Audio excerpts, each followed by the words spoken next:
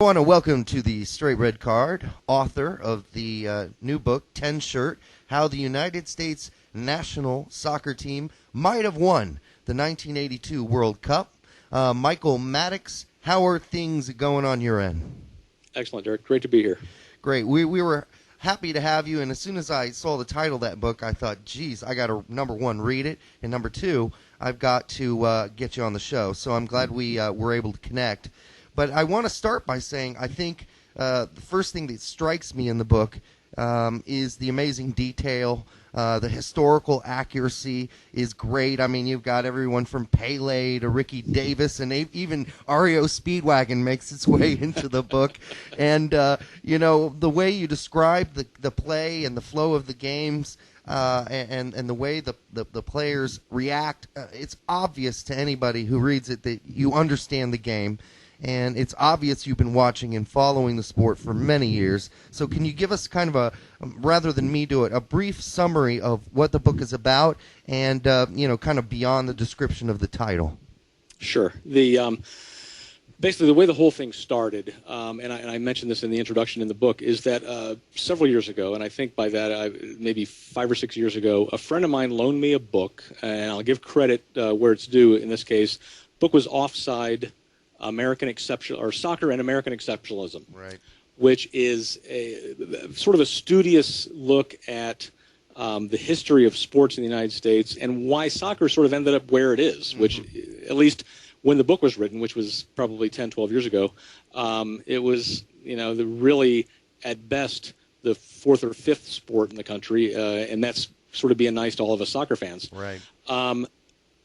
But there was a point, and I had the book, and it didn't read like a novel or something like that. It was more of almost like a master's thesis, but tons of information, which was good. And it ended up sort of on the nightstand, and I would pick it up occasionally and flip through the pages and read some stuff.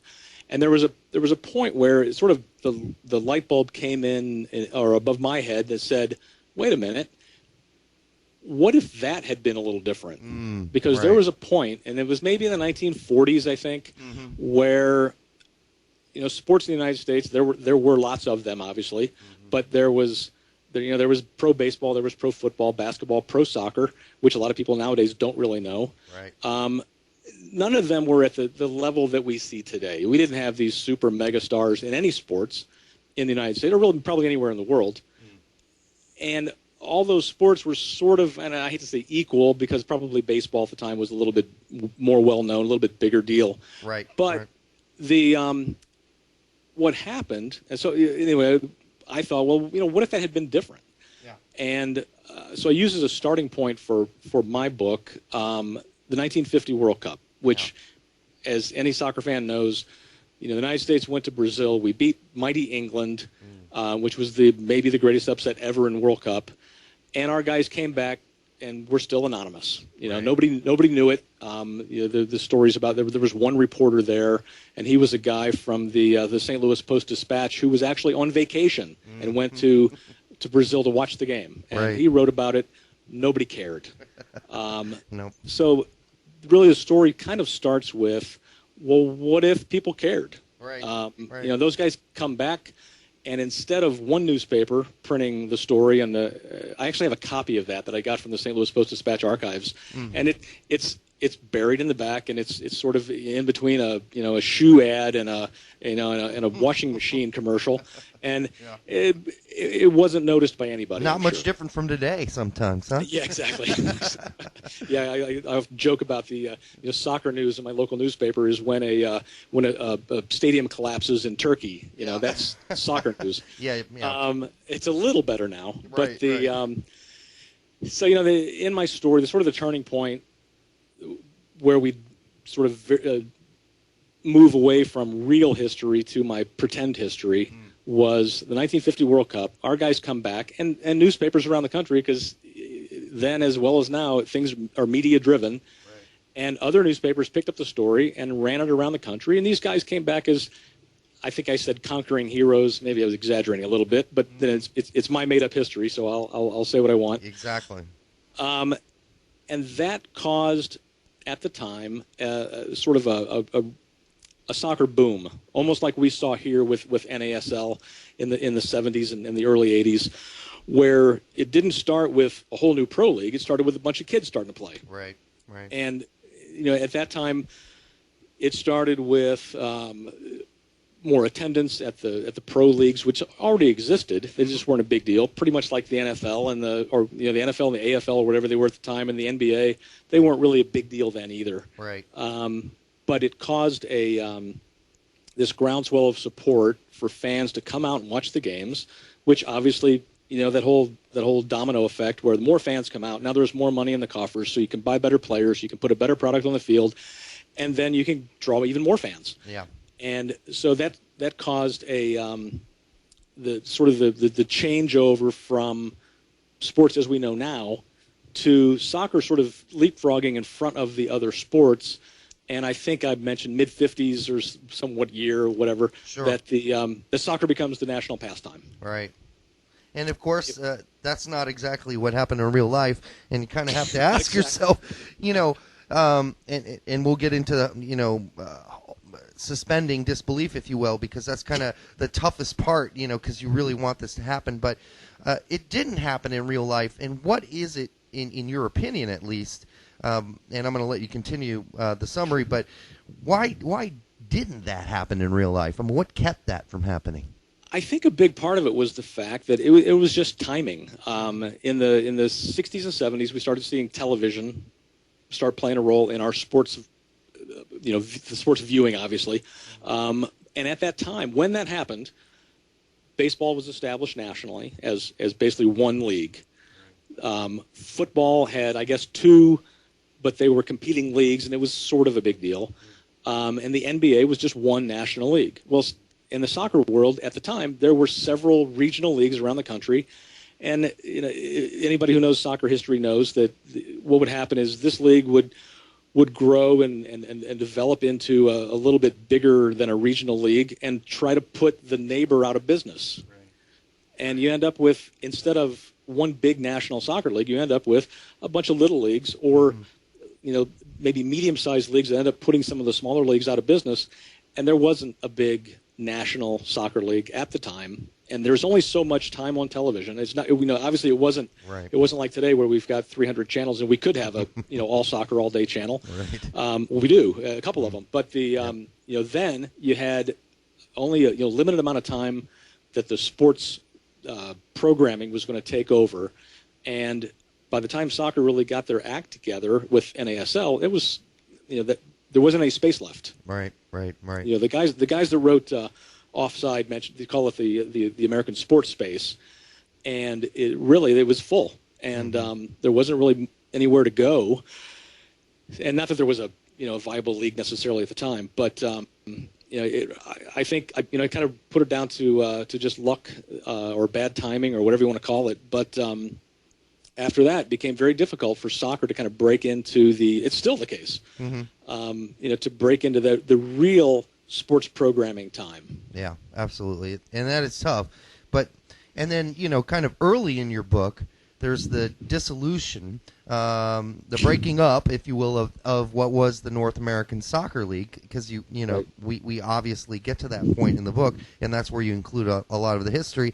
And then what occurs is what's called the American Premier League, and it comes to be. And for the listeners, can you explain sort of your version of this scenario?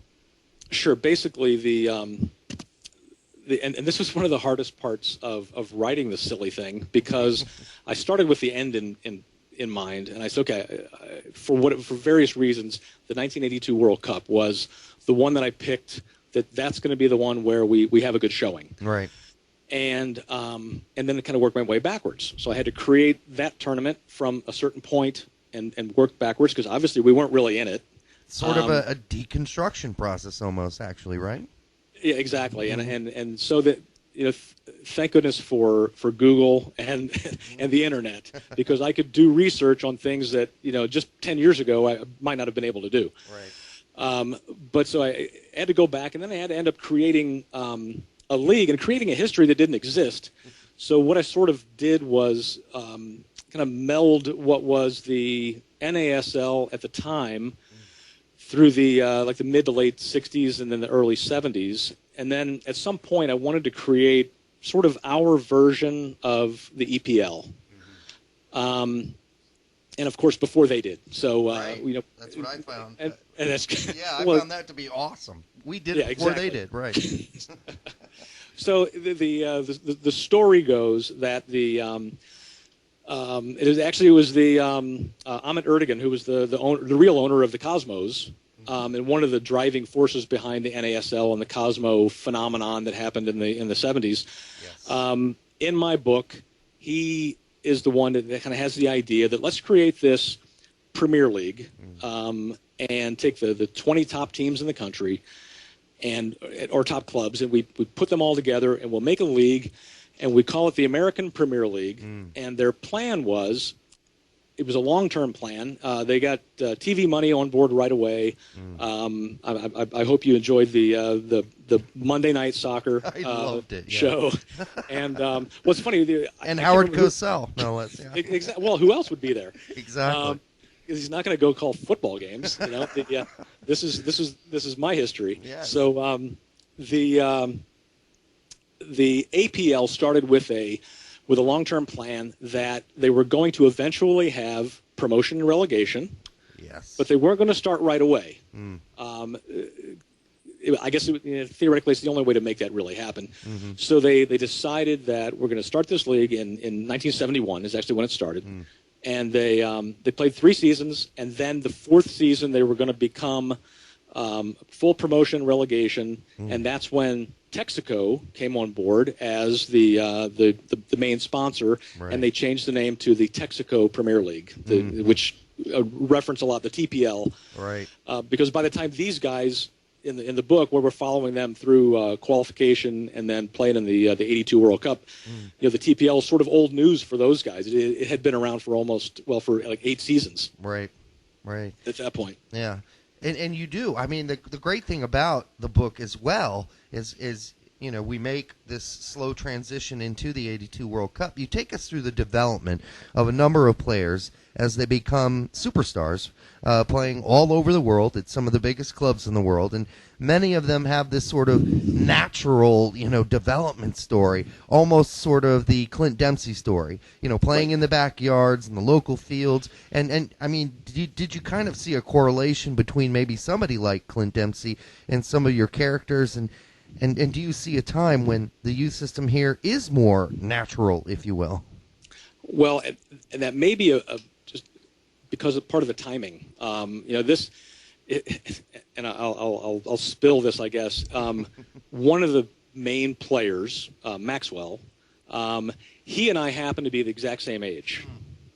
So he grew up sort of like I did. I mean, not exactly, but you know, where. You know, when I was a kid, I'll be 50 next month.